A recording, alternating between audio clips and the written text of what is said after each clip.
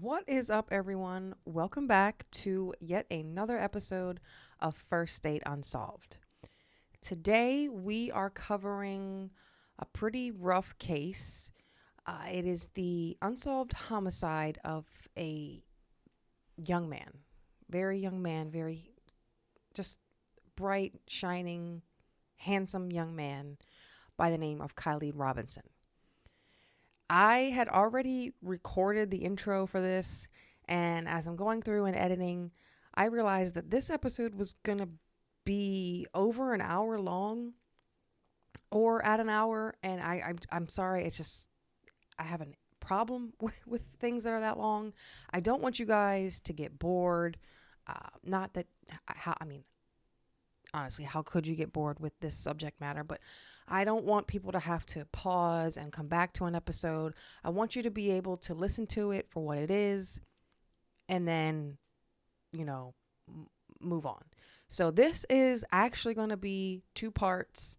I called an audible. I had to. I recently listened to an episode of a podcast for the next case we're going to cover, Benjamin Archer.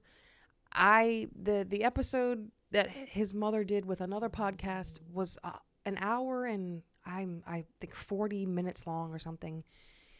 It was rough. It was hard to get through. I don't like to bash anybody else, but it was hard. I'm not quite sure if it's because it was so long or if it was because it was boring. I'm not sure, but I don't want to do that to you guys, and I don't want this to kind of be like doing it for. I don't know. It's not about the show. It's just about, consumption. I want you to consume it, sit with it, listen. I want you to actually listen to it and absorb it. So I apologize for that rant, but this is going to be a 2-part episode. I hope that's okay with you all. I hope that's okay with Danielle. I didn't even, didn't get to that part yet. Danielle is Kylie's mom. I hope that's okay with her. I really want you all everyone to listen and not have to rush through this, because this is going to be hard to listen to. It's hard to edit. It's hard to record. It's rough. Looking at the photos of this young man, which, we'll get to. Oh my gosh. But so just please be patient. The next episode will be out very shortly after this. I won't make you wait 2 weeks. I know I'm all over the place. Don't come at me. I'm trying. Okay. But yes, this is going to be 2 parts. So let me get into it with all that out of the way. Kylee Earlmise Robinson was born to Danielle Stevens and Earl Robinson on July 21st, 2005. As most moms do, as I have done, and all the moms I know, Danielle always made sure to take plenty of photos of her children, and she has shared 213 of those photos containing images of Kylee and his family as a tribute to his life over on his obituary page. 213 images of Kylee during all stages of life with the people who he loved and who loved him the most. I will link the obituary in the show notes for both episodes. And I really strongly encourage you all to head over and take a look at some of those pictures, because if you're anything like me, you will feel a connection to this child and to his family that you didn't even expect to feel. For me, it was just, again, the different stages of his life, the funny Snapchat filters, just the memories. It really hit home for me and my child, because I feel like it's the same pictures in my phone. So I, again, really encourage you to head over and look at those. I will link the obituary in both. So it was just a pleasure. When there's a lot of photos like that, I want everyone to know I look through all of them. It's just, I don't know. It's something I do. It's heartwarming. It makes me feel better in a sense. So go take a look. Most of episode 1 and episode 2 going to be dedicated to what happened to Kylee and the fight that his mom continues to carry on in order to get her son justice. But before we get into the heavy stuff, because it does get heavy, I want to share with you all some, cute stories and anecdotes from Danielle that she shared with me. And I hope you all appreciate it. And here we go. Do you have like any specific memories, like some of your favorite memories that stand out with your son? So actually, me and my daughter, we were actually talking the other day, and she was like, "Mom," she was like, "Remember when Kylie was little, and he used to talk about he used to drive this plane, he used to fly this plane," and I was like, "Oh yeah, I forgot about that." And she was like, "Because when Kylie was little, like before he was, I think before he was 6, he used to always talk about he used to fly this jet plane." And we used to just be like, Kylie, like, what are you talking about? Like, where did you see that? Like, we used to just be like, really thinking, like, he's just like seeing something on TV or Uh-huh. whatever. But that's not true because Kylie used to talk about it in vivid. Like, talk about some country that he was in and he used to fly this plane. So, I really just really used to put it on the back burner that it was just some type of something he done seen. But then he used to talk about he had this uncle named Licky. That's what he called him. But he said that it was his uncle, and I was like, "You don't have an uncle with that name." And he was like, "Well, yes, I do." And he was like, "But I don't think you know him. You've never met him." He was like, "Because that was before. That was when I." He said that is before I learned how to fly. Before I became a pilot, and he used to talk about it all the time. But after he turned, I think it was when he was 7, he don't remember talking about none of that. Like he didn't remember any of it. As he became older, he never remembered any of it.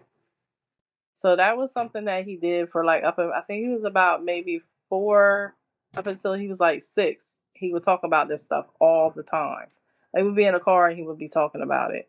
And I would just listen to him, but I really didn't believe anything that he was saying. Right. But he really acted like he had been here before. So we were talking about it the other day because we was just like, they just like, they say that people are here for a purpose. And then she was like, well, maybe that's what that was all about. And I was like, I don't know, but that couldn't prepare me for none of this. But it does make sense that like when you hear things like that and then if something happens to them, then you don't know why it happened. Right. But I guess with Kylie, like good memories, like I want to think, like, because Kylie used to do crazy stuff. Like he used to make these, like he would. So Kylie was the kind of kid that once he got something in his head, like okay, so one time we watched Drumline, and when it first came out, Kylie was watched that movie all the time, and then so he had taken this. My youngest son had what is it, the wrestling ring, and he had done something where he took the rubber around it and then he had hooked it, so he hung it over him, used that to made a drum out of it, like he had a drum from Drumline. Once he would get fixated on something, that's what he wanted to do all the time. So he went through this thing where he wanted to play the drums and all of that. Then he did this thing with was the rubber band balls. He would go to the store and want me to buy all rubber bands, and he would make these big giant rubber band balls. Oh, okay. Yeah, and then then he wanted to do magic all the time. So then I have him doing magic tricks. Well, I mean, that's when he was a little older. He never liked my youngest son likes rides, like when you go to the fair and things like that, and you ride all the big rides. Yeah. He don't like riding none. And I know that we went to the beach one time and he had got on that and it's a kiddie ride, but it brings you up and then it drops you a little bit. But Oh, it's yeah. little kids. It's not for big kids. But him and my son got on it, and then the video is like as soon as they dropped them, I seen this whole world just like crash down. Like I don't like rides either, so he hate rides. But like Cali was fun. Like they like to go to the beach, like they go swimming. Me and him were like we did not like this. We did not like things like that. So like when they would go to like the water park, like he didn't go on the slides. Like I don't do that either. He just was like a laid back kid that he didn't want to do all that crazy and wild stuff. But he did wild stuff as a teenager because I have his phone. So like I see some of the things that he did, and I'm just like thinking like, you don't like to do this, but I see you doing all these crazy things, But he was just you could get everybody could get along with him, but he didn't hang around with a lot of people. But He was selective. yeah,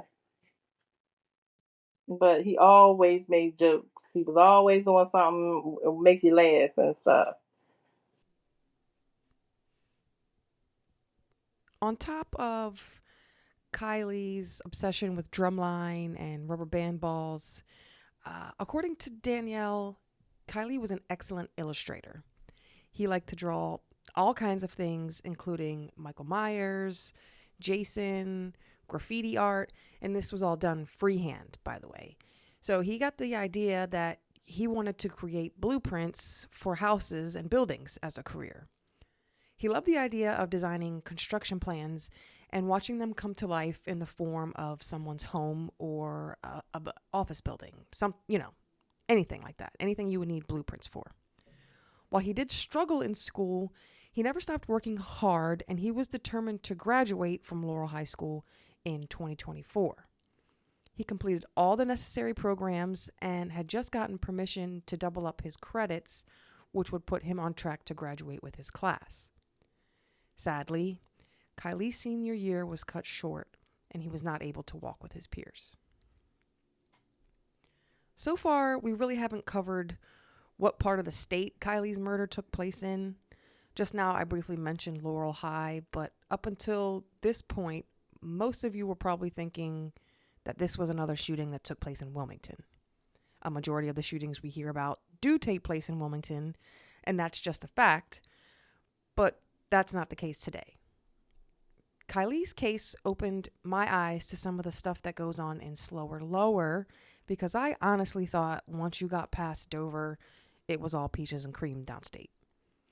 Turns out that's not the case at all. And in fact, Laurel is the poorest city/town in Delaware, and with, quote, poverty, usually comes crime right alongside it.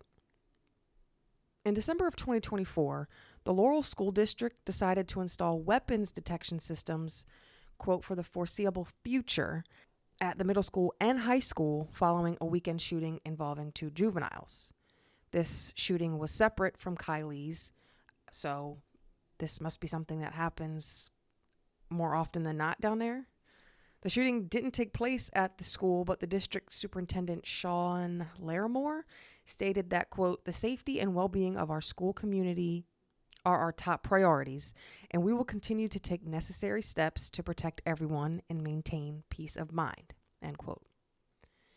And sadly, when incidents such as this happen off of campus, there is no guarantee that fights and drama and what have you will stay off campus. There's unfortunately chances stuff's going to get brought into school, and we see that on the news all the time. Just to put things a little further into perspective, according to some stats I found, your chances of becoming a victim to violent crime in Wilmington is 1 in 73. Your chances of becoming a victim to violent crime in Laurel is 1 in 70. Now, I'm not here to attack Laurel in any way or Wilmington, but I'm just trying to help paint a picture to show everyone that crimes do happen outside of Wilmington, and it appears that crime in Laurel is starting to get out of hand as well. Now we are going to get to the part of the episode where we talk about what happened on the day of October 29th, 2023. In this day and age, the 2020s, there are cameras everywhere, so it is no surprise to me that there is Ring camera footage of Kylie's murder. The homeowner claimed to have only shared the video with police, but somehow that video was leaked. It was sent around via text message and is still up on Instagram to this day. Danielle has done everything she can to have the video taken down, to no avail. I have not seen that video because I honestly don't want to see it. I don't need to see 3 young men gunned down on someone's front porch and witness one of them die, because Kylee was not the only person shot that day. Hearing about these kinds of things is a whole lot different than seeing it, and I got to draw the line somewhere for my own mental health. But Danielle has seen this video. She wanted to know what her child's last moments look like, and I personally think that's incredibly brave of her. According to Miss Stevens, Kylee noticed two young men walking towards him and his friends from down the street. It was a warm fall day, and these two guys had on winter coats and ski masks, so they weren't hard to spot, and Kylee clearly saw them coming. In the video, you can even see him pointing in the direction of the suspects. There's no audio to the recording, but it can be seen that the two individuals were spotted and no one left the porch, so there must have been little to no concern from the teens. Again, it's an unseasonably warm day for late October, and it just so happens to be the day after homecoming. The boys, they went to a local store, bought some snacks, and then walked to the home of a friend who lived on 7th Street. The youngest of the group sits down in a chair while the other two remain standing. Danielle was texting Kylee, showing him photos of what his brother wore to his homecoming, and asked to see pics of Kylee that he took the night prior. The young man who lived in the house, this is all on the video, by the way, sorry. The young man who lived in the house walks out, I guess to greet everyone, say hi, whatever, I don't know. And then he walks to his backyard. Some period of time passes and he walks back up to the front of the house, and the two gunmen are already on the front porch shooting. Based off of the surveillance and text messages between the mother and son, Danielle knows that her child was viciously gunned down just moments after the two were talking. Because the investigation into Kylee's murder is still ongoing, I need to be cautious of what information I share from this point forward. If you notice some jump cuts in the upcoming audio from Danielle, I'm sorry. I always do my best to hide edits, but sometimes it's just unavoidable with my limited resources and my crappy equipment that I've kind of told you guys about.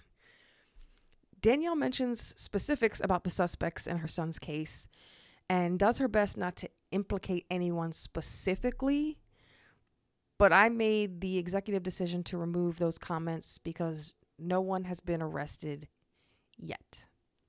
We've talked about this before, where detectives don't want families speaking on podcasts or sharing details prematurely for several reasons, and I would be, just the best to make a few edits to not tip anyone off. So I didn't watch the video to see how my son was killed. I watched the video because no one wanted me to watch it. I gotta watch that. I was like, I gotta watch that. So when my daughter got it for me, she said, "Mom, are you sure?" And I was like, "Send that video to me. I need to watch it." So when I watched it, I only wanted to watch it because I said, my son, he's going to show me something. He's going to tell me something in this video. I know he is. And that's just how, when in the very beginning of it, he's looking. He's like, "Who is that?" And you can hear him almost say it. You can read on his face. He's like, "Who is that?" And then he tells his friend, and they look down there. And I knew that's what he said to him because I asked him. I said, "What were y'all talking about?" And he was like, "I seen them. They were down the street." I said, "Well, where were they at down the street?" And he was like, "In front of that blue house."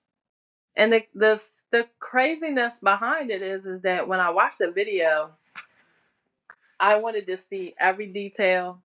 I wanted to see what was going on in it. I wanted it to tell me a story. And that's exactly what the video did for me. I even, I put myself, "This is not your son, Danielle."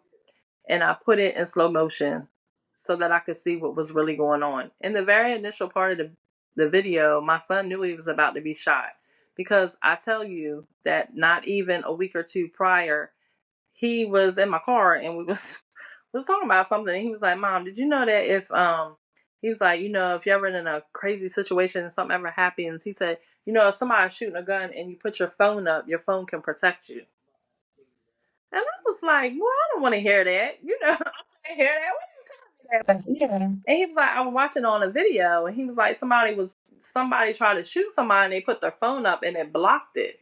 So in the video, when the boy runs up on the porch and my son is face to face with him, he shoots him toward his face. But my son put that phone up and he kind of ducks down.